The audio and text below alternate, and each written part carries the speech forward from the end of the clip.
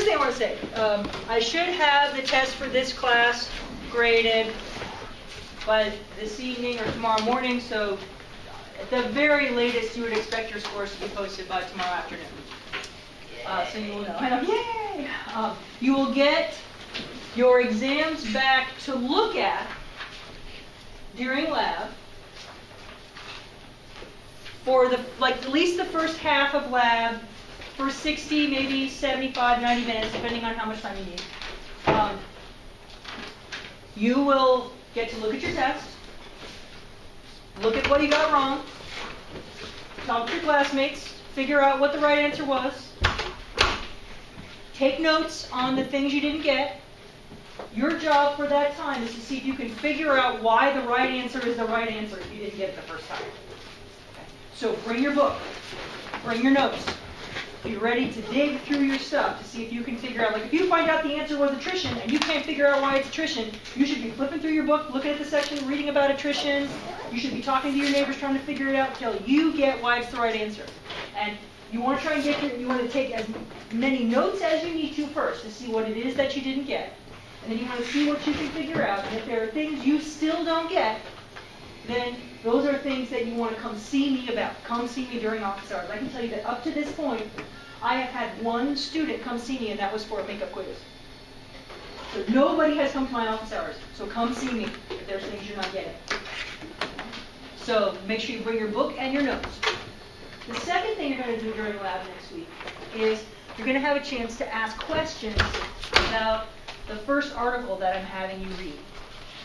You'll notice if you look at the syllabus, there's the citation for the article listed in the schedule of events, and it says, go get this article. So you guys know how to use PsycInfo now, so you should be able to go to PsycInfo and with the reference information, find that article. You need to find a PDF version of the article. It is available through PsycInfo, PDF, download. You can go get it, download it, read it. If there are things about the article that you don't understand, specifically things about the design, so stuff like if you can't figure out what the independent variables are that they're using, if you can't figure out what the dependent variables are that they're using, if you can't figure out what the hypotheses are that they're testing, if you can't figure out whether or not the data supported the hypotheses, okay, that's what I care about. I care about the stuff that has to do with the way the study was designed and what is going on with the results. Okay? The two parts of the paper that most students ignore usually, right? Usually you read the introduction and the discussion, right? You don't worry about all that stuff in the middle because you're like, who cares? Well, unfortunately, we care. So I don't really care that much about the introduction, and I don't really care that much about the discussion. I care that you understand the method and why they set the study up the way they set it up, and the results and what they tell us about the hypotheses. So if there are things that you are confused about after having read the paper, you will have 30 to 45 minutes in lab to ask those questions of the TA. Now, the reason that you want to do that is because the following Thursday, so a week from today, you are going to have turned in to me a worksheet. There's now a worksheet posted on Desire to Learn called Article Worksheet Number 1, where I ask you questions about the article, like what was the independent variable used to test the first hypothesis? Was it between subjects or within subjects? Was it a manipulated variable or a subject variable? Where I'm asking you to find the kinds of things that we're talking about in class in the article itself. So there's a worksheet so that you can try and answer those questions. So I would read the article, look at the worksheet, see the kinds of questions I'm going to ask. If there's things you're not sure about, the TA does have a copy of the worksheet. She knows what I'm looking for, so she can give you hints in the right direction, but she has been told not to give you the answers, but to help you find them for yourself. So don't say, what's answer number 7? Because she's going to go, I don't know. I mean, she does know, and she's going to lie to you, but it's not. It's because I told her to. So make sure that for next lab, you bring your book, your notes, so you'll be ready to review your tests, and you've read the article, and if you have questions about the method and the results, that you can bring those to Yuri's attention so she can help you identify things you might need for the worksheet. we will spend Thursday talking about the worksheet. Okay, so we're going to make sure that you are able to answer the questions on the worksheet about that article. And then we have a problem set, and then we have our next test. You mean this coming Thursday or the Thursday after? Oh, So, today's Thursday. Today's Never Thursday. mind. I know, we had a test, it's very confusing. Never mind. And Music Midtown's coming, and so we're all very excited about that. Okay, so that's kind of where we're going. So for this particular unit, okay, we talked about between subjects designs and within subjects designs and basic experimental phenomena. Now that we've talked about the method part, now we're going to start talking about the statistics part. Okay, what kind of statistical analyses do you do when you're doing experimental designs like the kind we just talked about? So we're going to break this down into 2 units. So unit number 2, the one we're doing here, is going to be about t-tests. And t-tests are, these particular t-tests, independent groups t-tests and related groups t-tests, are the t-tests we do if you have an independent variable with 2 levels. Okay, only 2. So it's the simplest inferential test you can do for an independent variable with 2 levels. So we're going to do t-tests. And that's what exam 2 is going to be about, t-tests. Okay. Now, exam 2 is going to be cumulative in that I'm going to use terms like between subjects design and manipulated variable and IV and DV and within subject and all that other stuff. I'm going to use the terminology from unit 1 and you have to know what it means. So if you still don't know what internal validity is, or you're still struggling with the idea of type 1 error, something like that, you need to make sure you come see me and we get those terms clarified. Because you have to know the vocabulary from our first unit to be able to understand all the stuff we're doing in our second unit. After we get through unit 2 on t-tests, we'll then move into unit 3, which will be about analysis of variance. And analysis of variance is what we do when you have an independent variable with more than 2 levels. So if it has 3 or more levels, we do analysis of variance. And so our third unit will be on analysis of variance with a single independent variable. Our last unit will be on experimental designs that have more than 1 independent variable and being able to understand the statistics that go with that kind of design because they get more complicated. But you need to know how to do the t-test and the simple ANOVA before we move on to the more complex ANOVA and complex designs. So that's where our tests are going from here. So exam 2 is t-test. Exam 3 is ANOVA for a single independent variable. And exam 4 is more complex experimental designs and the ANOVA that go with them. Okay. And then we'll be done with the methods and stats part and we go into writing. So as you can tell, nothing slows down. Okay? There's no like, oh good, we took a test, now we can relax. No, there are 6 handouts and we're going to go like crazy. Get out your calculator, get out some paper, get out something to write with. Because when I talk about statistics, I don't lecture, we just solve problems. That's all we do. Yeah. This paper that we're going to hand in. No, you're going to keep it. This is yours. Write it in your notebook. You're going to handwrite all of this. These are going to be your notes to help you get through other problems. All right. So I've given you a number of handouts, and I want to start off by making sure you're clear on all the materials that I've provided with you today. Some of these materials you're going to want to keep bringing with you every class period. Okay? First thing that you're going to want to bring with you every time from now on, anytime we're talking about stats, so that's going to be basically for the whole rest of our problem-solving series. Okay? T-test, ANOVA, and fancy experimental designs. You're going to want to bring the packet that looks like this. Okay? This packet, whoa, boy, they had this thing really magnified. Unmagnify that a little bit. Okay? So this packet here is a packet of critical tables for all the different statistical tests we're going to do this semester. Okay? So bring this packet that says t-distribution on the front and has a whole bunch of other statistical things in the back. Okay? Keep this in your notebook, bring it with you to class, bring it with you to lab, because this is where you're going to look up critical values for our statistical tests. Okay? Then you don't have to load your big book around with you all the time. And your book doesn't have all these tables in it anyway. So This is yours to use, yours to keep. You can write all over it, do whatever you want. Okay?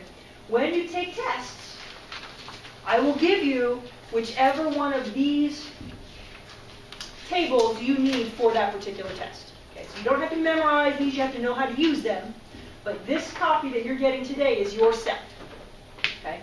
And I won't bring more sets, so make sure that you treat this one very well, put it in a safe place. When you end up needing another set, you're going to have to come to my office and ask me for it. And that would be embarrassing, so don't do that. Okay. The other thing you'll see up here is there is a summary of statistics formulas page. So this has a lot of different formulas on it. This is the majority of the formulas that you either learned in 3510 or will learn in this class. For the kind of statistics that we're going to cover in here, this is mostly everything you need to know. I will tell you. Now, in 3510, I know that it's not uncommon for the professors to give you the formulas, right, when you take tests. I'm not going to ask you to memorize them, but I am going to ask you for this class. You have your 4x6 note card with 2 blank sides. You're going to have to choose which formulas you need for a given test. Okay? You're going to have to know. You can write them on your note card and bring them with you. You do not have to memorize formulas, but it is your job to decide before the test which formulas you need. So make sure you're in class, make sure you take note, keep track of the formulas that we use. If you don't know how to do something by heart, put the formula on your card. So I recommend that you think about dedicating at least part of your note card for the next exam to the formulas you're going to need for calculation. Because mostly what we're going to be doing on the next test is statistical calculation. So probably one whole half of your card is going to be the formulas that you need and maybe examples in case you need reminders about how to do certain calculations. So you will not get a formula sheet with your exam.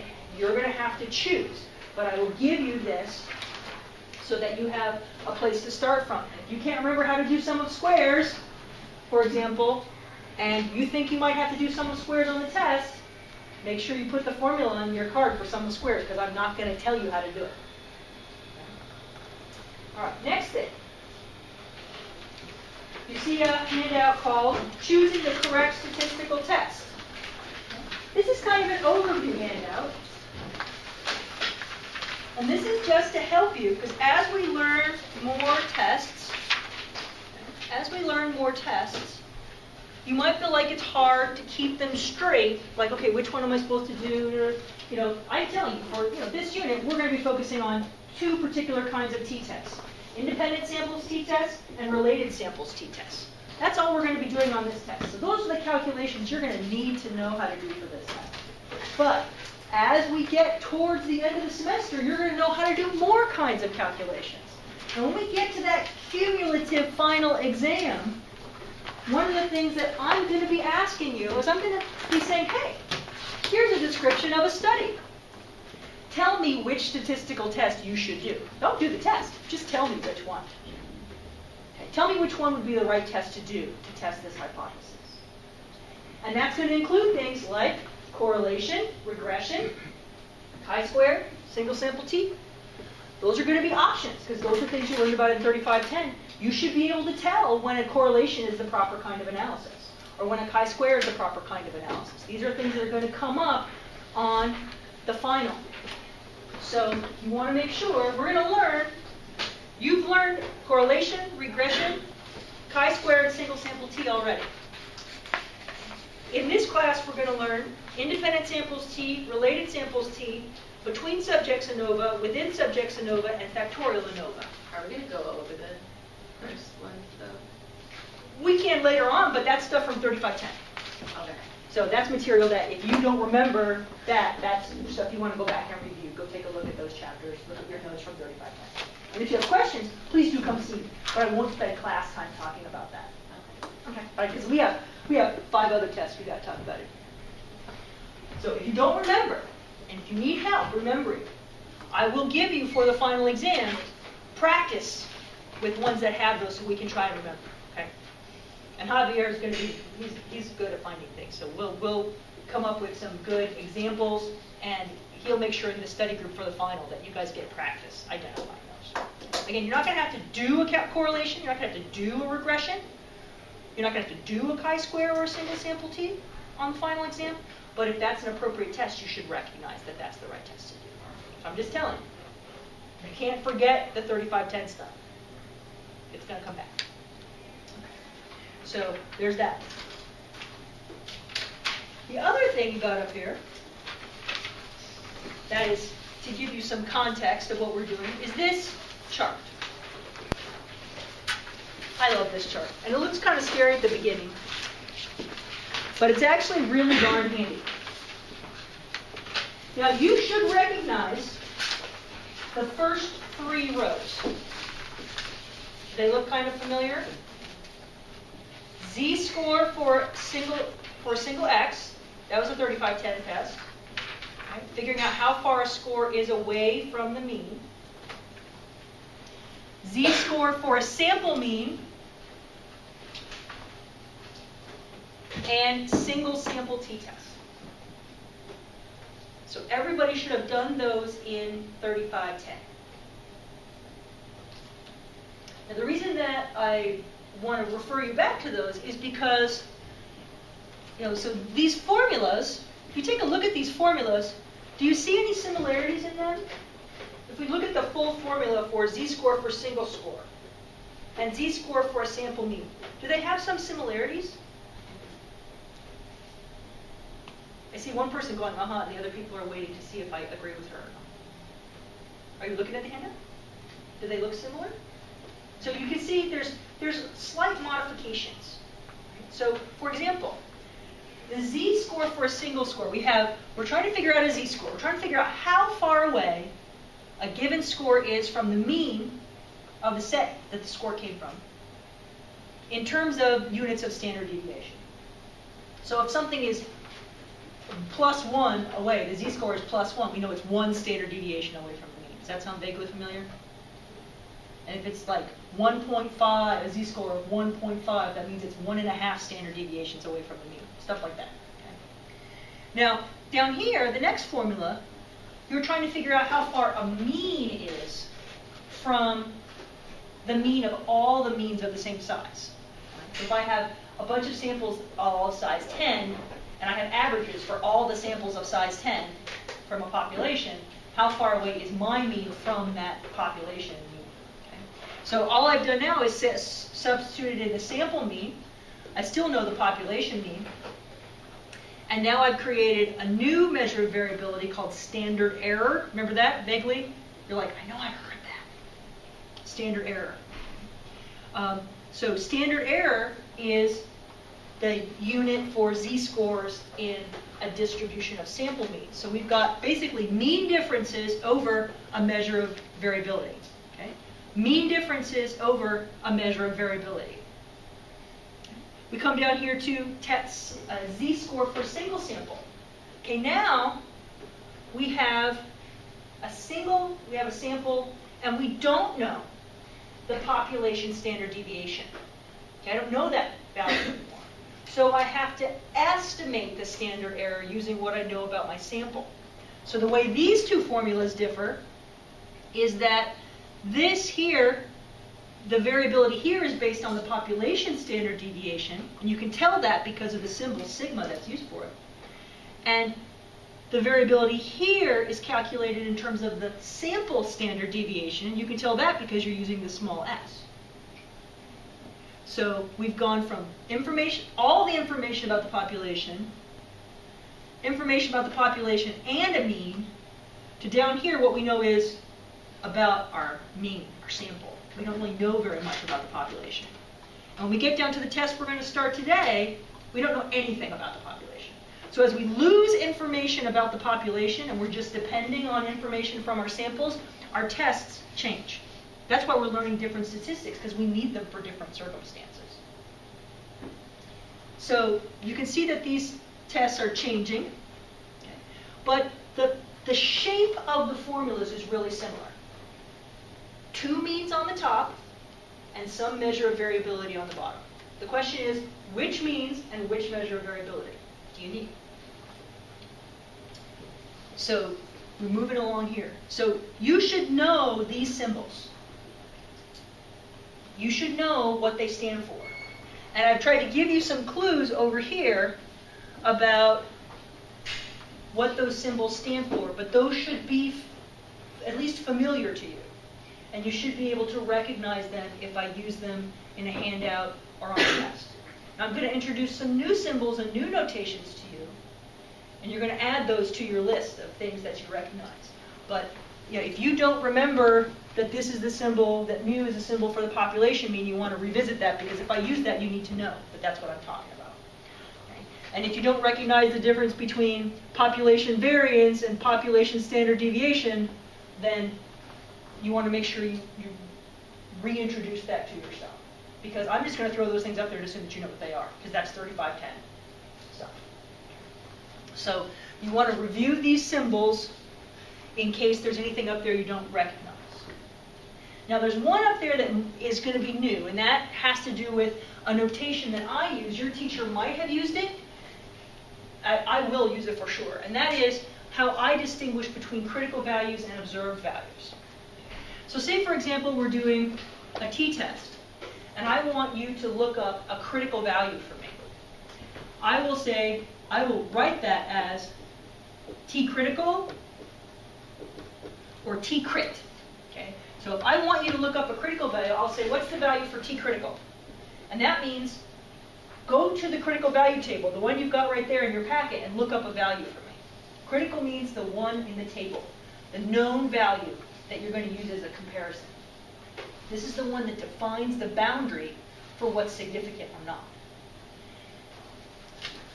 If we're talking about an observed value, if I want you to calculate a value, the value for our data, the t-value we're going to use to see if something is significant, I'll refer to that as an observed value. And I'll make that notation as t observed or t OBS. Okay, so anytime you see the subscript crit, what I'm asking you for is the critical value for that statistic. It means go look something up. Anytime I ask you for an observed value, it means you're going to calculate something. So if I say, give me the critical value, don't start doing math. You don't need to do math for critical values. You look it up. If I ask you for an observed value, don't start flipping through your table. You should be cranking out numbers. Okay. So that's the only new notation your teacher might not have used so far. Now, I've included on this chart, tried to break it down so that, for example, if we're looking at z-score, then, z is the number this is the value that you're actually calculating. X is just a score. Population mean is something that you're typically given with the problem. Standard deviation might be something you're given, could be something you have to calculate. Okay? If you have to calculate it, here's the formula. Okay, so the formula for calculating the denominator here is right here. And then if you're looking at this and you're like, but wait, I don't know how to get sum of squares, here are the formulas to get the sum of squares. So I keep going down the list trying to give you the formulas that help you build to get this one as you move to the right. And they line up. So in fact, just as you saw there were similarities here in the first column, if you look at the denominator column, you'll see that they're actually quite similar also. We talk about what goes in the denominator for these formulas. You've always got some measure of variance divided by some measure of size, either population size or sample size. So here you've got some measure of variance divided by sample size, some measure of variance divided by sample size. Okay? The question is, which measure of variance and which measure of size do you need? So these are all parallel. And then here you have other pieces of information that you might need in order to remember how to calculate values in here. And here we're talking about how do I calculate sum of squares, how do I calculate population standard deviation and population variance, how do I calculate sample standard deviation and sample variance. So I'm expecting that you know how to do all of these basic calculations. We're not going to revisit to any extent how to do standard deviation and sample variance. In fact, we're going to use them today. So If you are struggling, trying to remember how to do those, make sure you bring your formula sheets with you. Go back and review some of the descriptive statistics stuff from 3510. We're also going to be talking about effect size in here. You should have done Cohen's d as a measure of effect size. Remember that? Now you'll notice there's actually a connection. If you look at Cohen's d, the formula for Cohen's d, and you look at the main formula, you'll see they're really, really similar. All that differs is the denominator. And what you'll find with Cohen's d, so Cohen's d is always a mean difference over a standard deviation. Always. Mean difference over standard deviation. Mean difference over standard deviation. And in fact, I think if you look at this formula sheet, on the back, when it gives you the formula for Cohen's d, all it says is mean difference and standard deviation. It doesn't tell you which ones to use. It just says mean difference over standard deviation. And the expectation is you'll know which ones. So which ones do you use? Well, the answer is, we take a look at this chart. The mean difference you use is always the same mean difference for the major formula. It's always the same one. And the standard deviation is whatever was used to create that standard error. So you can see this standard deviation was used as the foundation for that standard error. And that's how you're going to get Cohen's d. Works down here too. So here you've got these two means. They're the same as those two means. This standard deviation is the basis of this standard error. And you can tell because the symbol is the same. So one of the things you're going to have to keep straight as we go through these tests is you're going to have to make sure you know which version of the formula you have to use for the test that we're talking about. So on your note card, you will have, for example, for Cohen's d, you're not just going to have one formula for our upcoming test, you're going to have two. You're going to have to know the formula for Cohen's d that you use for the independent t-test and the formula for Cohen's d for the related groups t-test. So you want to keep track of how those formulas are different so that you don't get them confused. Because it always happens that students use the wrong formula and they get the wrong answer. And one of the things you have to be able to do in this class is recognize which formula is the right formula for my situation. And one of the ways that we make that easier is by using clear notation. So sometimes, for example, this sheet has Cohen's d as one formula, and technically it is one formula with different manifestations, but it's much easier if you are very consistent with your notation. So I will tell you, when you're doing a t-test for single sample, you'll notice you don't really have a lot of subscripts on anything. Okay? Not a lot of subscripts. When we do a t-test for independent samples, you're going to see a lot of subscript little level p, lowercase p. Okay? So when you see lowercase p, and you'll learn what that means today, that's a notation that we use for independent groups t-test. When you see capital D on everything as a subscript, we're going to learn what that means next time. That's telling you it's a related groups t-test. So pay attention as we go through today and next time. Pay attention to the notations because they're not there for, they're not there arbitrarily. They're there to give you clues about which kind of test you're doing and to make sure you're staying on the right track. Also, on the tests, I will use those notations. So if you know what they mean, it will give you hints about which test you're supposed to be doing. I'll ask you to calculate m sub d. And if I ask you to calculate m sub d, you know instantly I'm doing a related groups t-test. Because you never calculate m sub d for the other test. So I will give you clues, but you have to know to look for them. So I just want to tune you into that. So these are the formulas. You've done these ones in the top 3 rows already. we're going to start today working on these formulas. We won't actually get super far into those formulas today, but we're going to start working on it.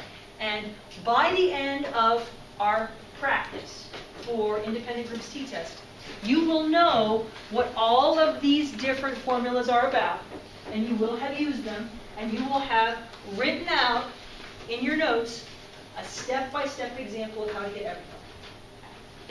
So, I will encourage you, make sure you bring lots of paper, lots of stuff to write with anytime we're doing stats, because my expectation is that you will write down every single step.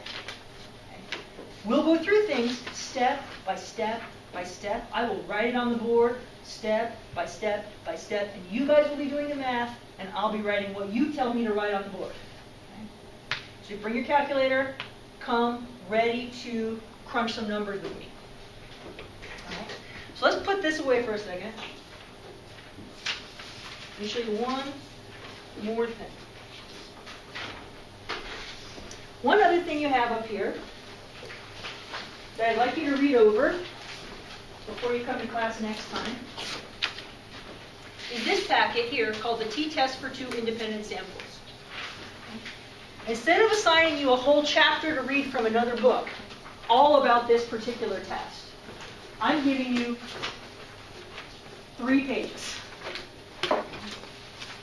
This is all of the background in terms of what I want you to know about this test. I don't need you to know all the theory behind it. I just need you to know what are the rules for using it, what are the steps, what are the formulas. Okay? So this is just an overview of this particular test.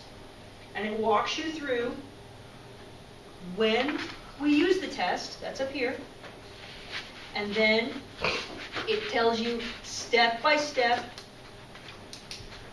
the calculations you have to do to perform the test. And when we get back here, details about how to do the effect size calculations, Cohen's d and r squared, for this particular test.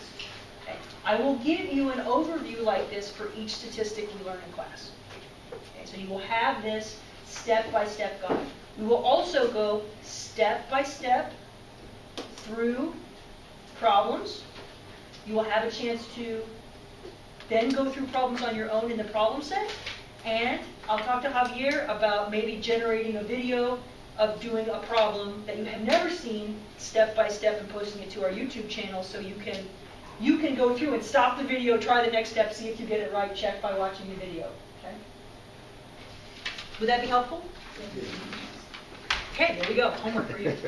He's like, thanks for telling me. All right. So, how are we going to do this? Okay, given all those materials, here's what we're going to do. All right, here we go. Back to the modified story of the ordinary story. Okay. So, what we're going to do, the way I teach stats is we do it. Because math is not something you learn by watching me do it. Math is something you learn by you doing it, unfortunately.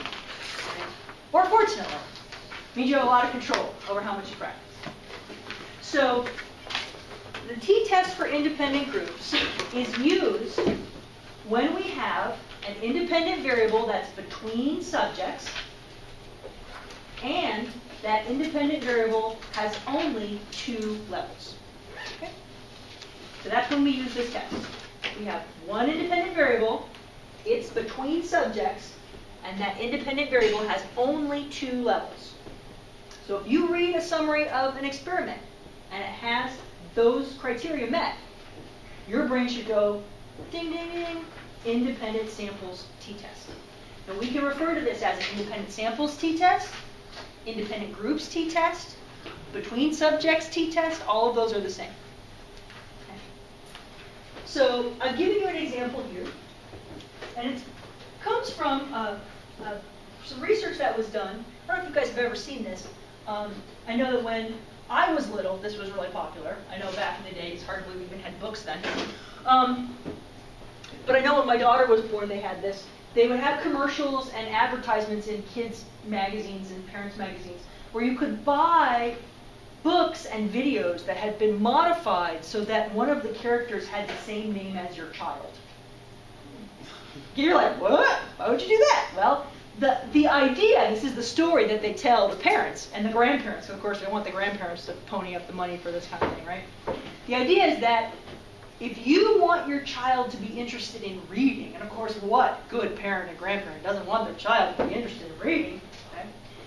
So, if you want them to be interested in reading, you want to give them stories that they can connect with, they can identify with, right? Where they feel like they're part of the story. That's what gets their attention.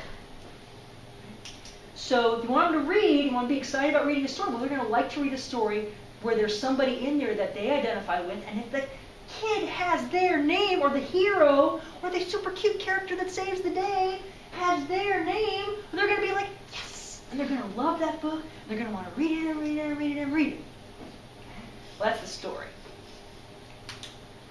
So a researcher, this is a super simplified version of the study, actually was designed to test whether or not this claim, right, because it's a causal claim, right, that if the story has the kid's name in it, that will increase how long they read or how much they read. Right? That's a causal claim. That's empirically testable, right? You can test that claim. Well, all right, so somebody decided they were going to test it. What they did, they got a group of kids together, and they took a children's story, and they made it so that in one group, all the kids who were reading that story had the same name as one of the major characters.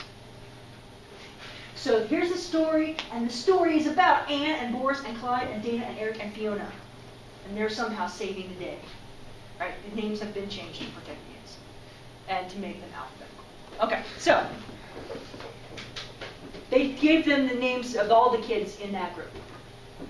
Then they took that story that had been written with the names of all the kids in the experimental group, and they had a totally different group of kids read that book.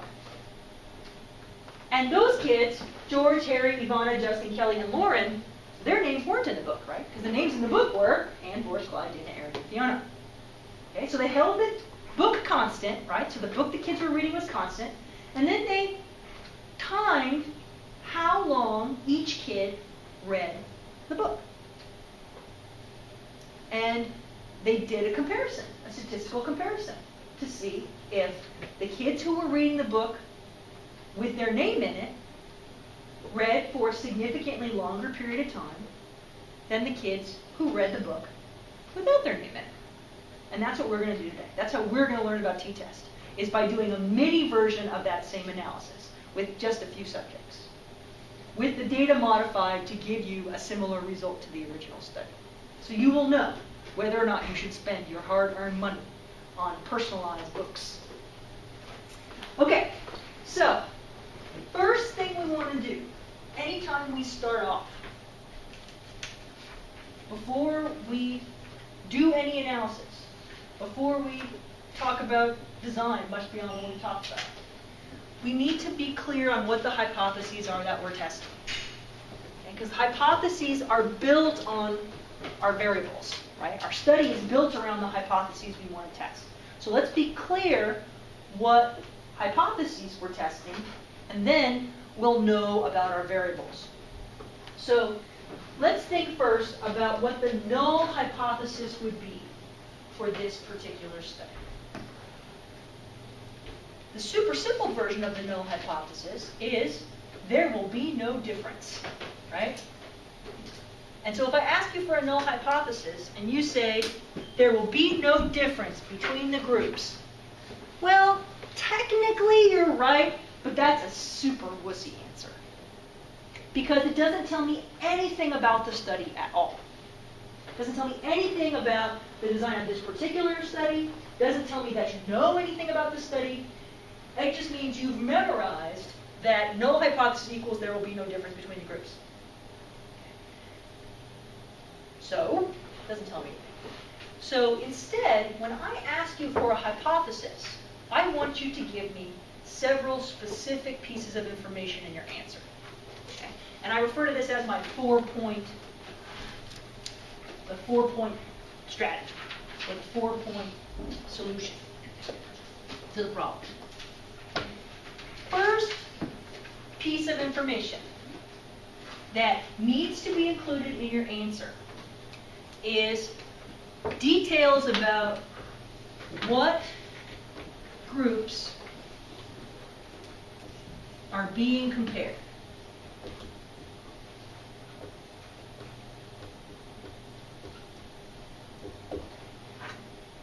What groups are being compared? So can you tell me, what 2 groups are we comparing in this study? Modified story group versus the original story group. Okay, what does that mean? I don't know what a modified story group means. Who's in the modified story group? That's right. So children who read a book with their names in it. That's one group. The other group is?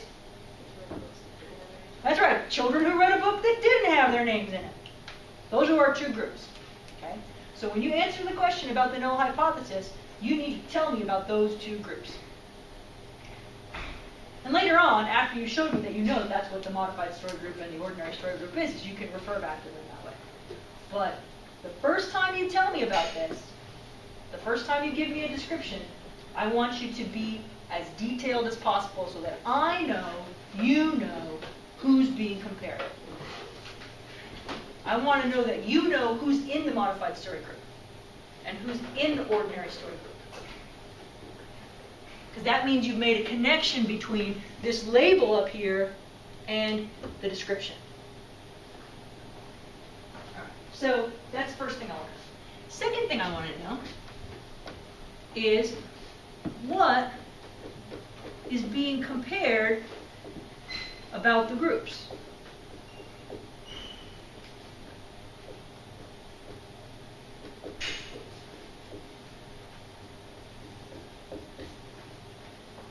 So what are we comparing about the groups? Comparing how many minutes they read the book. That's right. How long they read in minutes. Right? How many minutes they read the book. That's what we're comparing. Good. Excellent. Now I told you this information is telling us about the variables in the study. Which variable is this telling me about? The independent variable. That's telling me about the levels of the independent variable. So, tell me about the levels of the independent variable. I know the levels are modified story and ordinary story. So that means my variable is type of story, right? Because that's what's being manipulated in this study, the type of story. What variable is this telling me about? The dependent variable. Right. The dependent variable. What are they doing up there? Moving all the furniture. Okay. Next is about significance.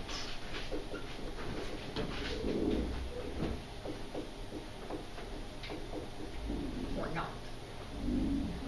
So the next thing is, are we talking about a significant difference between these groups on this measure? Or are we talking about no significant difference between these groups on this measure? For the null hypothesis, which one? No significant difference. Right. No significant difference. So, at the very least, what you need to tell me if I ask for a null hypothesis for this problem is there will be no significant difference between children who read a story with their name in it and children who read a story without their name in it in terms of how many minutes they read the story. Okay? Does that make sense? Now I told you there were 4 points. We're going to hold on to one more until we get to the second part of this question. The question says, provide the alternative hypothesis. Now, the null hypothesis is there's no difference. So the alternative hypothesis must be the alternative to there being no difference, which is that there will be a difference. So the simple version of an alternative hypothesis would be there will be a difference between the groups. So we could say there will be a significant difference between the children who read a story with their name in it and the children who read a story without their name in it in terms of how many minutes they read. But that's not the whole story here. There's one more component that if it's present, we need to talk about it. And that's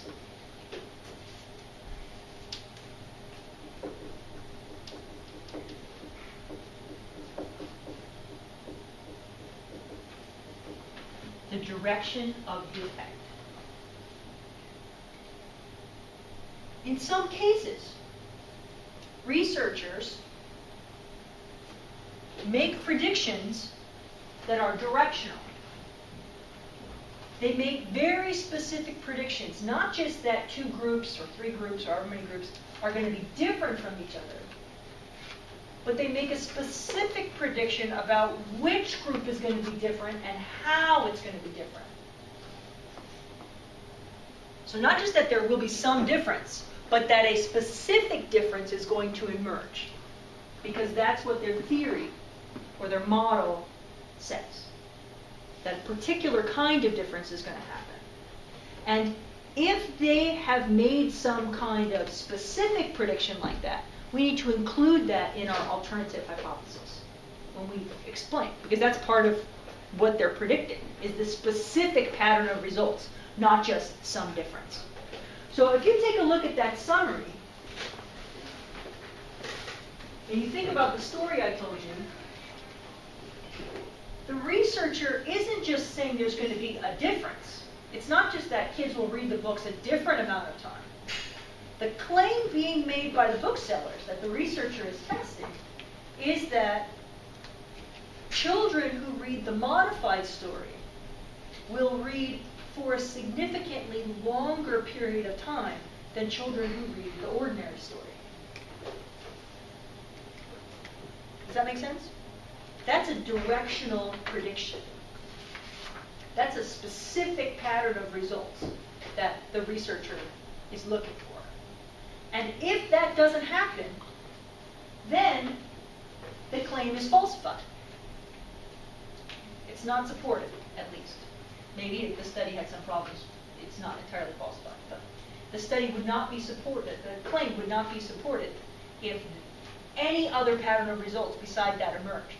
So if, for example, the kids who read the ordinary story read for a significantly longer period of time than kids who read the modified story, the claim would be wrong.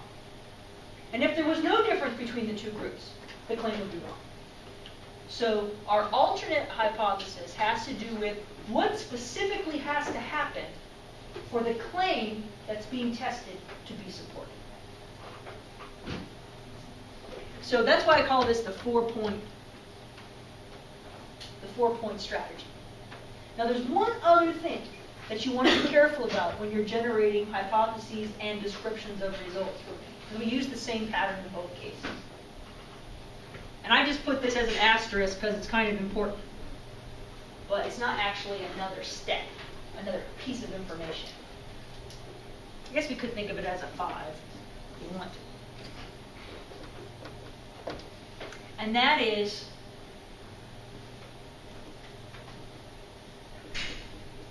what kind of comparison are you doing?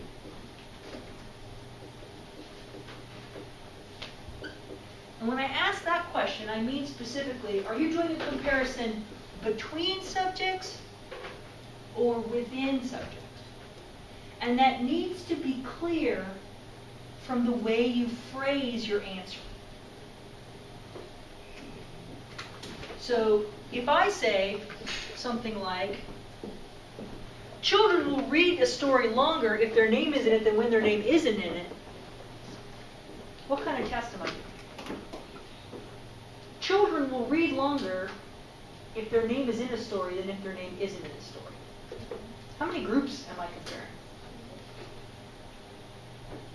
One. I'm talking one group of kids reading two different stories. So, or maybe you can't tell, maybe it's ambiguous. But the point is, it shouldn't be ambiguous when you make your statement, whether you're talking about comparing different groups of subjects or one group of subjects on multiple tasks.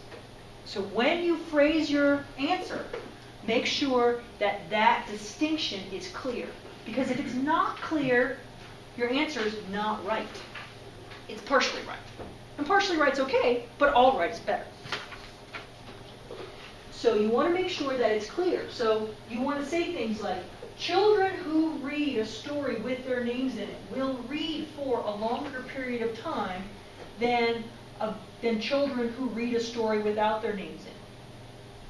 We've separated it out. It's two separate groups. You can also break it down into multiple sentences if you think that's easier. You can say something like,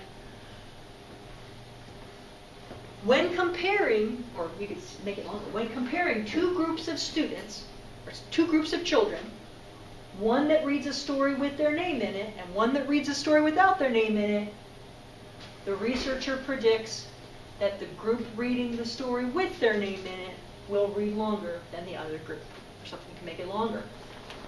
There's no reward for brevity if you lose clarity. Okay?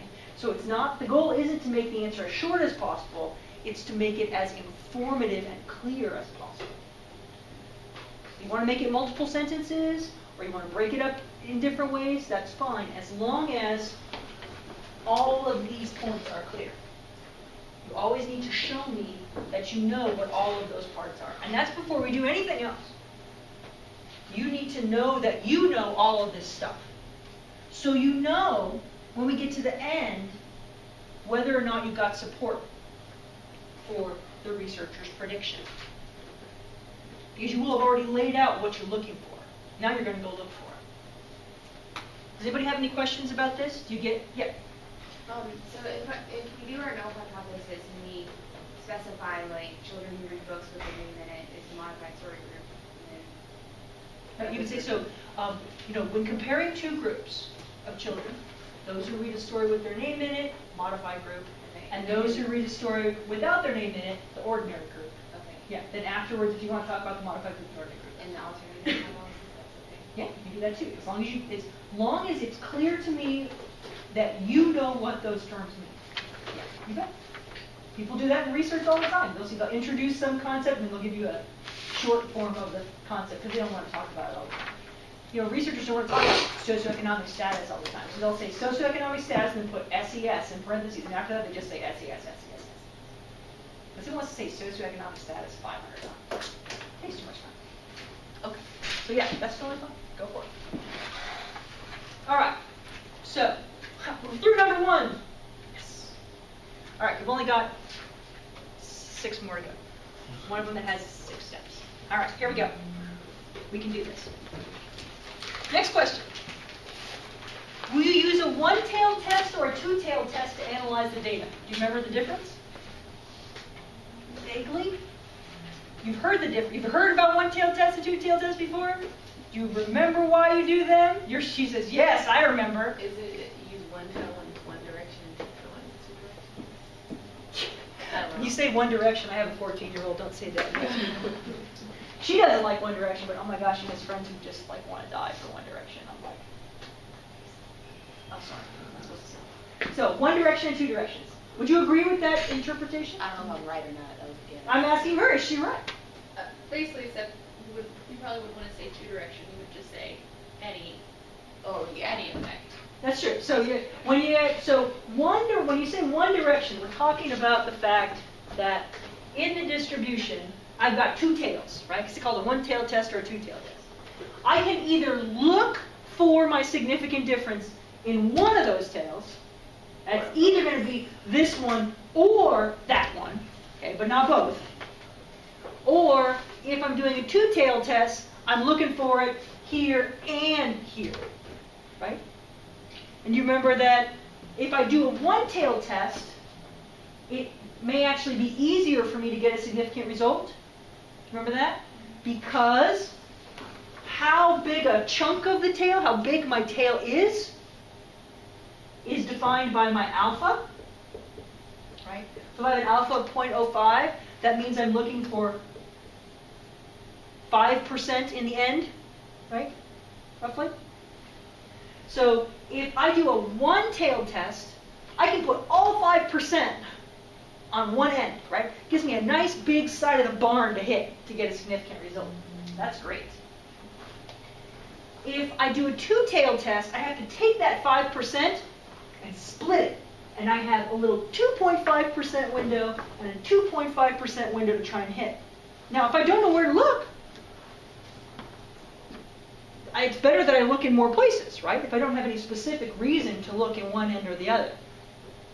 But if I do have a theoretical or logical reason to look in one end or the other, I could potentially give myself an advantage by choosing to do a one-tailed test. Now the problem with doing a one-tailed test is that if you look up here, and in fact you are totally wrong, like you are completely wrong, and in fact it ends up being down here, well, oops, it's like it's the equivalent to getting totally wrong answer, right? I mean, it just shows that your theory is completely making the wrong prediction. Toss it, right? So hopefully that would never happen. If you think that it's possible you could be wrong, the theory is not super strong, or you want to be conservative in your analysis, then you go two-tailed. He says it's better to play it safe, right? And to not just completely miss something, which is what would happen if you were looking for it up here and ended up over there. It's like thinking your keys are going to be in the little dish by the door when in fact they're in your car. Right? If you keep looking in your house when they're out in your car, you're never going to find them, right? So you don't want to not look in more places if you're not entirely sure. Okay, so would we do one-tailed or two-tailed here? Okay, I heard one and I heard two. Hash it out. Let me know when you decide. I think it's one. We're going looking for positive, like leading in a positive direction, not the negative. Well, we could look for a one-tailed test in the negative direction, too. I could say, children who read the ordinary story will read for a significantly shorter period of time than children who read the modified story. That would be in the negative direction.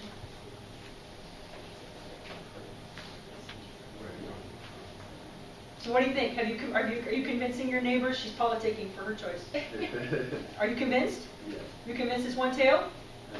Are you convinced it's one tail? Okay. Yeah. Yeah. I think so. You think so? That's mine. Convince him. You convince him. Convince him that's one tail.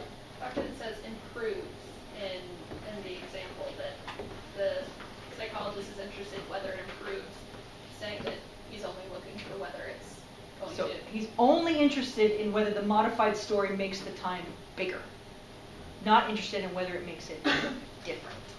Does that make sense? Yes. So the wording matters a lot. So if you see things like makes it bigger, longer, stronger, or weaker, less, you're talking about a one tail. If someone just says they're looking to see if there's any difference between these groups, then you're talking about a two-tailed test. So when they're more vague, it means where they look is going to be more vague. There's going to be more tails. If they're being very specific about how the results will pattern, then they probably want to use a more specific test because they actually have a reason for doing it. But you wouldn't do a one-tailed test for no reason. Yeah, you have a question? Okay. So, why? Because, why are we doing a one-tailed test? Because the researcher is making a specific prediction about how the scores will be different. He says the children who read the modified story will read longer than the children who read the ordinary story. He's not just saying that it's going to be different. He's going to say it's going to be longer. They're going to be more attentive, more interested. Not just that there's going to be a difference in their interest, a difference in their attention, a difference in their reading time.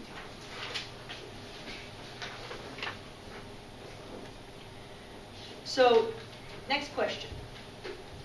Given an alpha of 0.05, what t-score will define the boundary of the critical region or regions for our hypothesis test? Okay. So we said one-tailed test means we have one critical region, right?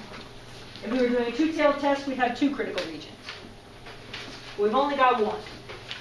This time we're going to look up here in the positive end. We decided that. Because of the way this was worded, we're going to be looking up here. Now the question is, if I divide off my critical region from the normal region,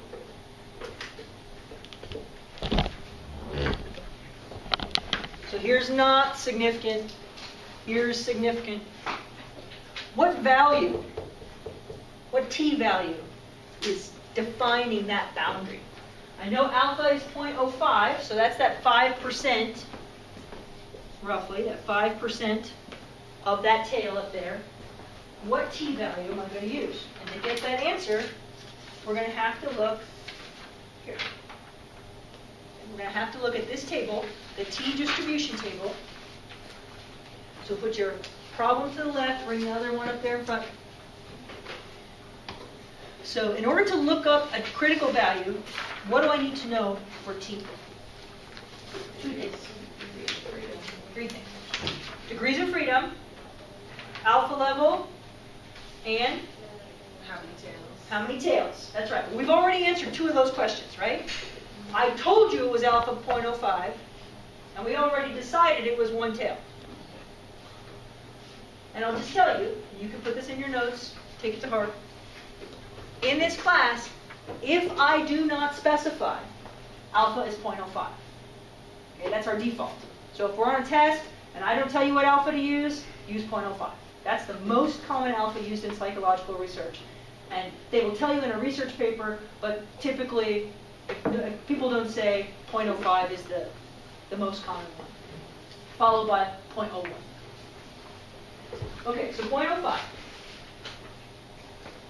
Another thing you need to know that is connected to that alpha level is that because we're using an alpha level that goes to 2 decimal places, we're going to do all of our math to 2 decimal places.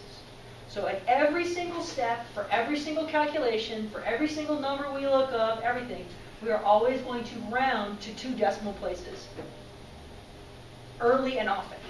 We round to 2 decimal places all the time. This means that when you're doing calculations, it's going to take more time, because if you're punching them into your calculator, so say you punch things into your calculator and you get a number that has 6 numbers after the decimal place. You can't keep going. You need to write the number down to 2 decimal places, round it properly, hit clear, and type the number into 2 decimal places before you do the next step. Okay? That's the only way we can make sure that everyone's getting the same numbers at every step, and there can be one right answer. So we'll practice that in class. So you'll see what I mean when I talk about round to 2 decimal places at every step. But you'll get used to it. We do it for everything.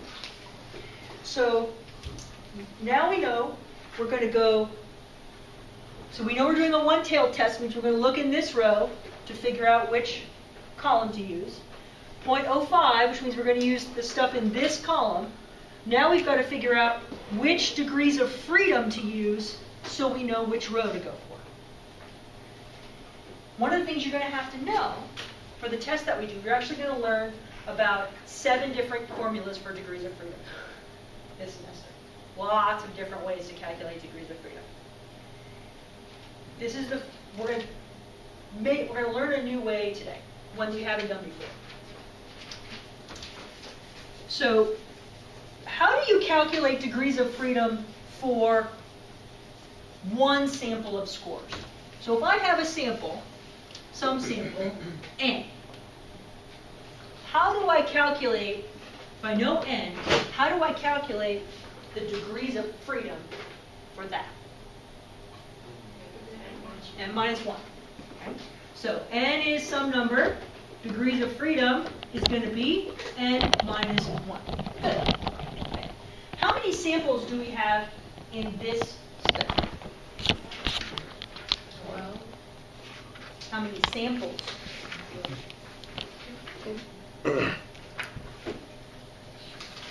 We have one sample, which is made up of people who are in the modified group, and one sample that's made up of people in the ordinary group. Okay, so we have 2 samples. We're going to talk about those as N1 and N2.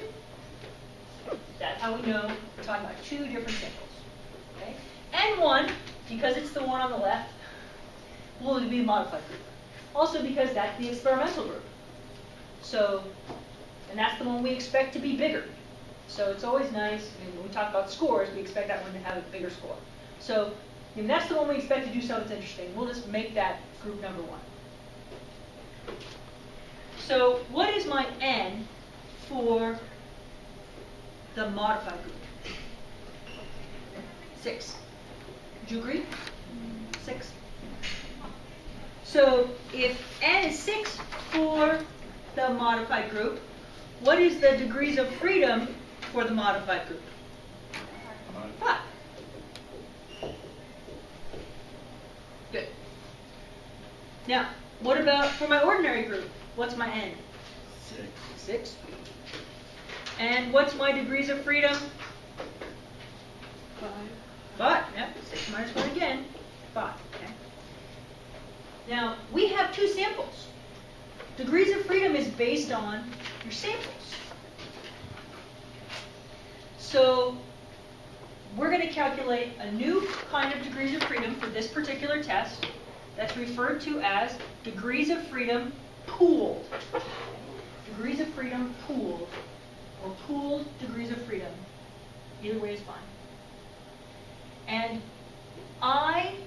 this is my notation, because lots of things, lots of analyses will just mark it as degrees of freedom.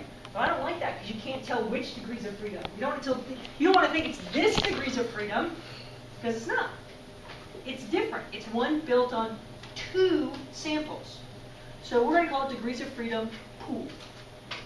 And the way you calculate degrees of freedom pooled is you add the degrees of freedom for the samples that you have. So in this case, we have 2. We have degrees of freedom for group 1, degrees of freedom for group 2. And that means I have 5 plus 5. So my degrees of freedom pooled is? Okay. This is an answer that everyone should be confident to give. 5 plus 5 is? 10. Thank you. It's good to be confident now, because there will be times when it gets complicated. But 5 plus 5 is not the complicated one, so we'll go with that one, okay? 10. So, degrees of freedom pooled is 10. Degrees of freedom pooled is the degrees of freedom you use to look up critical values for this kind of t-test. So, when you are looking up a critical value for an independent samples t-test, or an independent groups t-test, or between subjects t-test, because those are all the same test. Don't just use the value for one sample. Make sure you get degrees of freedom for both the samples and add it together. Okay? So we're going to use 10. Here's 10. All right? So degrees of freedom 10.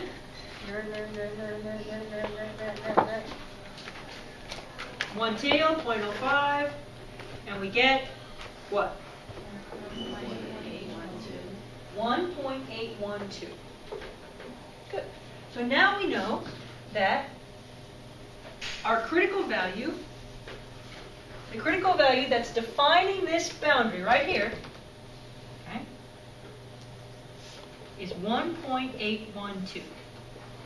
We know what that number is now. So that means we're going to have to get, when we do our calculations for t observed, we're going to have to get a number that's bigger than this for it to fall in this critical zone, right? If we don't get a number that's bigger than 1.812, we do not have a significant result.